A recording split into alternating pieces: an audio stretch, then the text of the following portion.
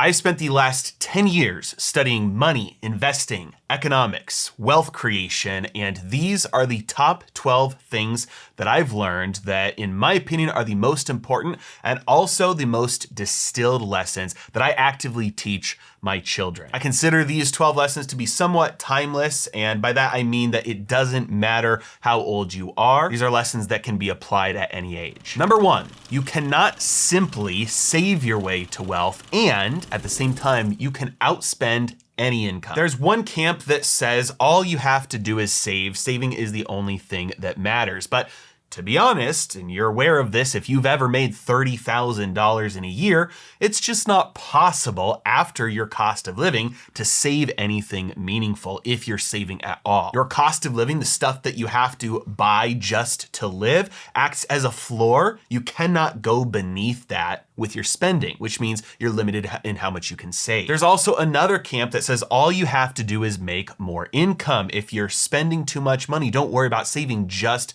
make more income. But that is a fallacy as well, proven by the fact that we have lottery winners and professional athletes every year that are going bankrupt. It is very easy to spend any amount of money. The truth is you have to combine these two, and it's about the difference between what you earn and what you save. The dollar difference, not the percentage difference. It doesn't matter if you save 90% of your income if you're only making 20 grand a year. What matters is the dollar amount you save every year. So you have to earn a lot more, you have to have a much higher income, and you have to save as much of that as possible. You'll create much more wealth long-term saving $100,000 a year or $200,000 a year than you will saving $10,000 a year.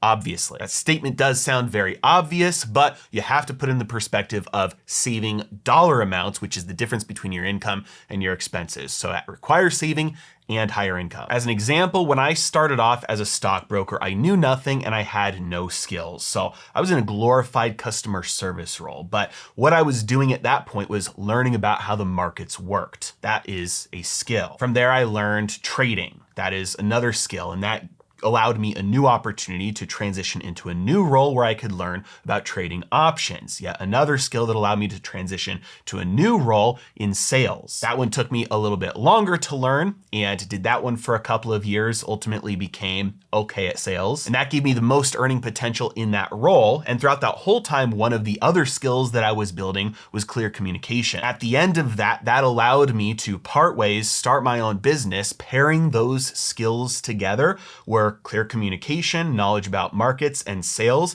It's a powerful combination that I was able to use to start Heresy Financial. I quickly learned that that wasn't enough, and there were a couple other skills that I needed to throw in there as well to make Heresy Financial successful and not have to just go get another job again. But it was a great starting point. You'll make a lot more money from the skills you learn from your jobs than from those jobs themselves. And within just a couple of years of starting Heresy Financial, I started making more than I ever made as a broker. Number two, jobs are for learning, not for earning. Getting a job simply for the paycheck is a doom loop. It is very easy to get stuck into lifestyle creep where you get a little bit of a pay raise here, you get a little bit of a promotion here, chasing that extra $1 per hour or $5 per hour or that extra 10% per year so that you can finally afford the little bit more that you want. What you'll end up doing is capping your earning potential over your life, chasing that false security. On the other hand, jobs do offer one major tool that helps you accelerate your wealth building over your life, which is teaching you skills and paying you to learn them. Especially when you're younger, there's nothing wrong with taking a job, but always look at it as an opportunity to learn a skill that you can use to build wealth long term. Don't look at it as a paycheck. In fact, don't even pay attention to what the salary is that you're getting paid to do the job. I promise you, you will feel no different making $50,000 a year or $60,000 a year or $70,000 a year just to climb up the corporate ladder. But the lifelong difference in the wealth you can build from hopping to different jobs, even if they're making less at $40,000 to $50,000 a year, just to acquire those very essential skills, whether it's skills like sales or marketing or programming or hiring, team management, using those skills together later on in your life could be the difference in millions. Number 3, sales is the ultimate safety net. Anything you do in life, if you want to be successful at it, will require some element of sales. The influence and persuasion of people is the foundation of pretty much every relationship and interaction and job you'll ever have, even if it's not a sales role. But if you are good at sales, you can always use that to fall back on to make any money you need, because there will always be demand for sales. Why?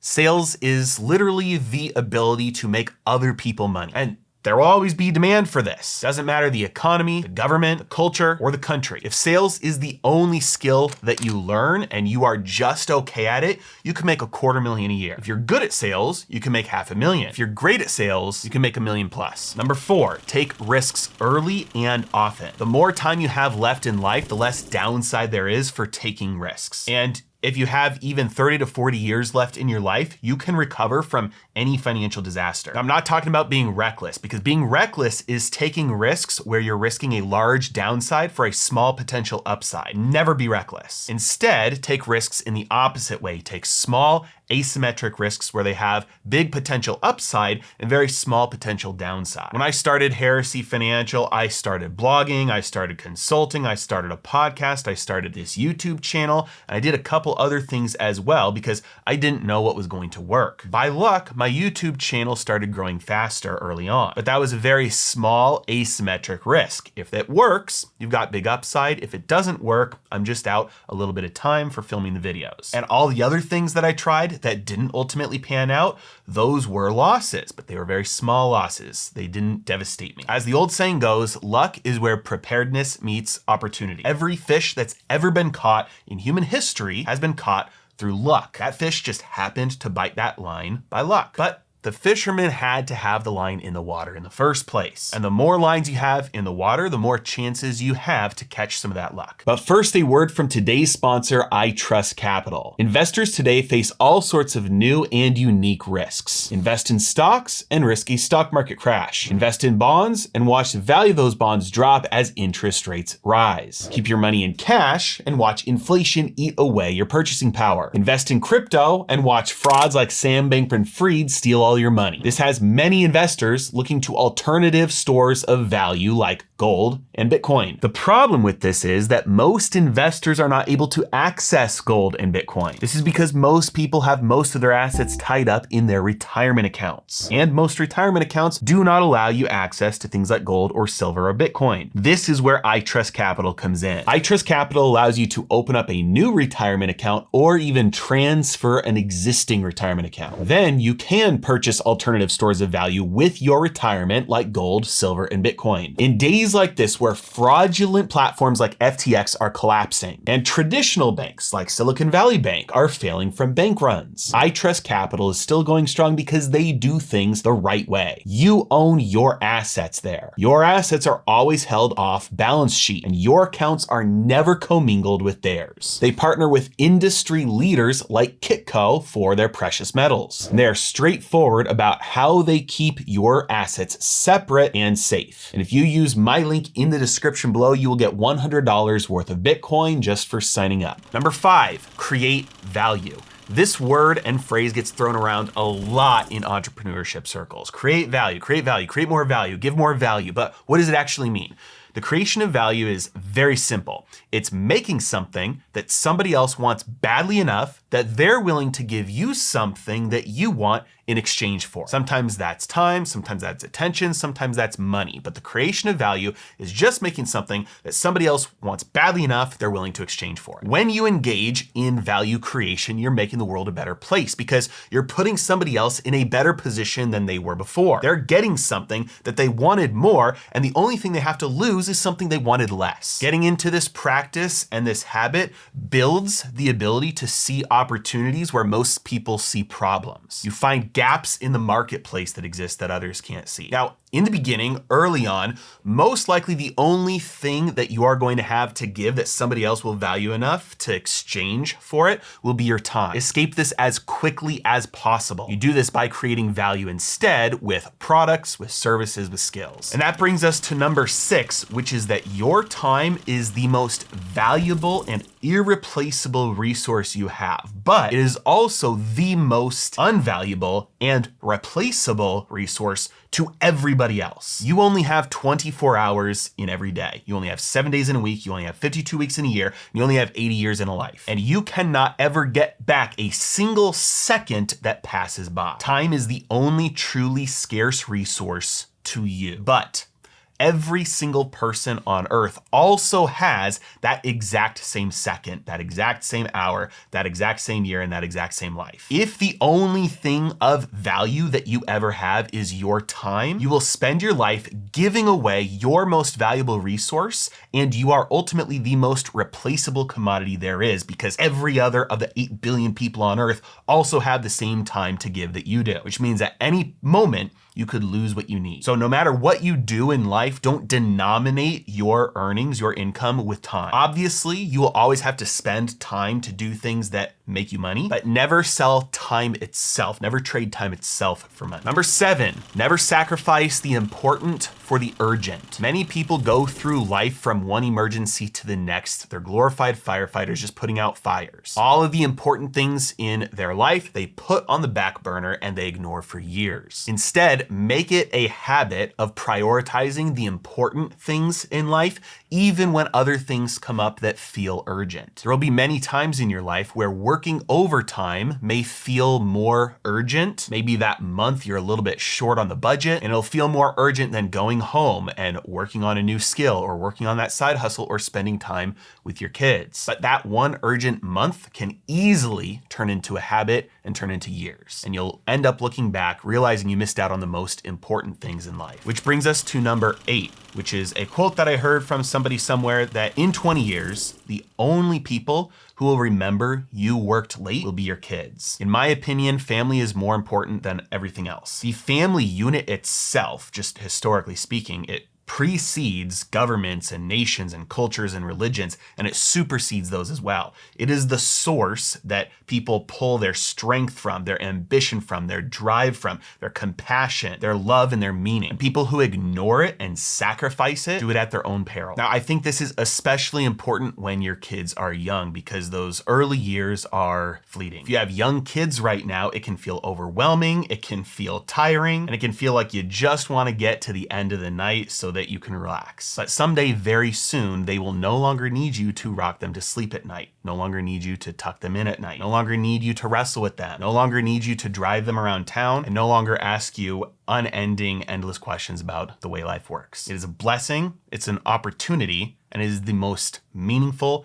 and fulfilling responsibility you will have in your life. Don't waste it. There's a caveat here, and I do not think that there's never a time for sacrifices. Sacrifice is at some times going to be inevitable. But you always have to ask yourself, am I sacrificing really for the good of my family, for a better long-term future, or am I justifying giving into my own selfish desires right now? Number 9, talent is just practice in disguise. Many studies have been done on what it takes to achieve excellence. What is the difference between people who achieve great outcomes and everybody else? And what they found time and time again is that talent doesn't seem to exist. The people who are greatest at things put in the most hours, put in the most repetitions, put in the most practice. So if you see somebody who is better than you at something, they have practiced more than you. So if you also want to get good at that thing, you also have to practice more. There is no talent, there is only skill, and skill is built through practice and repetition. This is something I had to remind myself when I started this YouTube channel. I've left the proof there for you. You can go back and watch my very first videos.